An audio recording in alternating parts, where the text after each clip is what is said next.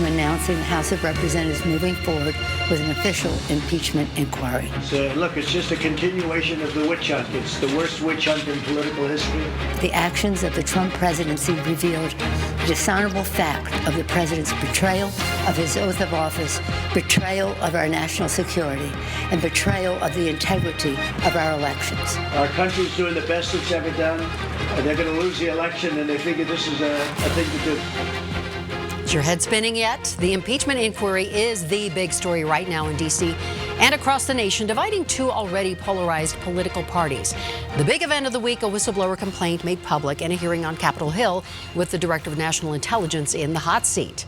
The whistleblower points to a July 25th phone call in which President Trump asks the Ukrainian president to investigate Joe Biden and his son.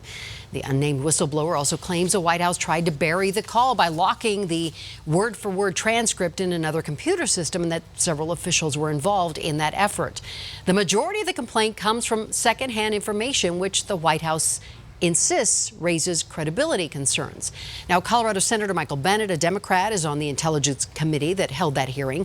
He also met behind closed doors with the Director of National Intelligence, and Bennet raised concerns about the report, but said neither President Trump nor Joe Biden should have any foreign business dealings. Republican Senator Cory Gardner said he supports the release of the whistleblower complaint, but says the impeachment inquiry will, quote, sharply divide the country.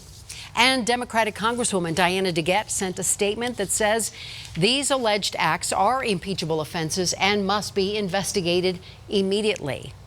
Well, we are joined today by Seth Masket, director of the Center on American Politics at the University of Denver, to talk more about this process. First of all, this all happened very quickly. Is there some reasoning behind that? In some ways, it was perceived as a very urgent series of events. It wasn't just of some past wrongdoing that was being investigated. This was an ongoing situation in which the president is alleged to have been asking another country to interfere in an ongoing election. So there's certainly some urgency in bringing this all forward. So what's the process now? I mean, we know Congress is on a 2-week break, so what's happening behind the scenes and what's next? Well, the House is in the stage of essentially conducting an impeachment inquiry. That is, they have a number of committees that are going to be gathering information based on some of the information we've already heard. They're going to be receiving a lot of sworn testimony, and we don't actually know how long that's going to go on. Some early hints from Speaker Pelosi are that they're trying to move relatively quickly on this. So we could see within the next few weeks or next few months an actual vote in the House on whether to impeach. And if that goes forward, if a majority of the House votes for impeachment, that means there will be a trial in the Senate. So we know this is Dems versus Republicans here, and not a lot of movement in between. Do the Dems have a case here? The Democrats certainly have a case. I mean, this is one of the reasons this has seemed to move the House toward impeachment while various previous scandals really haven't, is that this is a pretty straightforward scandal. It seems to be ongoing. It's fairly easy for people to perceive, and even members of Congress who are in pretty competitive districts and were sort of worried about their own reelection said, oh, this is very clearly impeachable. This is clearly something we need to be investigating. So they're moving forward with this relatively quickly. So I guess my question is, do people care? Because I saw a recent poll. It was a Thursday Politico Morning Consult poll, and we know that support for impeachment is up by 7 points from a previous poll done a few days before. It's gone up from 36% to 43%. Do you think people really care now? Because I think there is so much voter fatigue out there.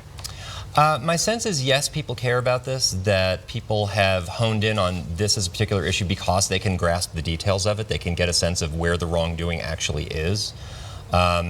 Polling can be a little funny on something like this. If we look at the polling, always, right? Sure. Depends but on particularly if you think of the polling prior to Richard Nixon's resignation, most people were saying at the time that they did not favor his impeachment.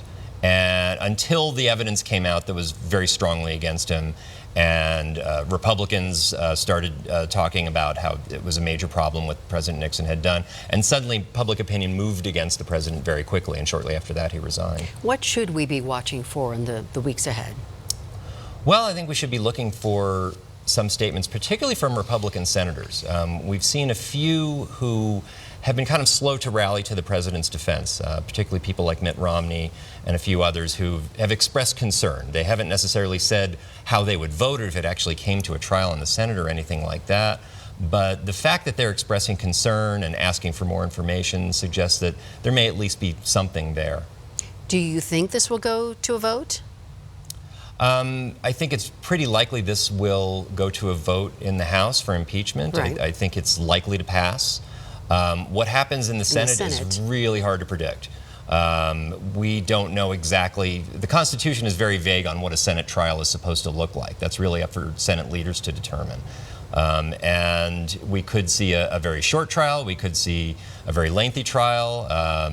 Mitch McConnell might decide to hold no trial at all if his caucus will back him up on that. There's a lot of ways that could go. Okay, well, we will be waiting and watching because this is unprecedented. We heard that during the hearing multiple times, that word, unprecedented, right?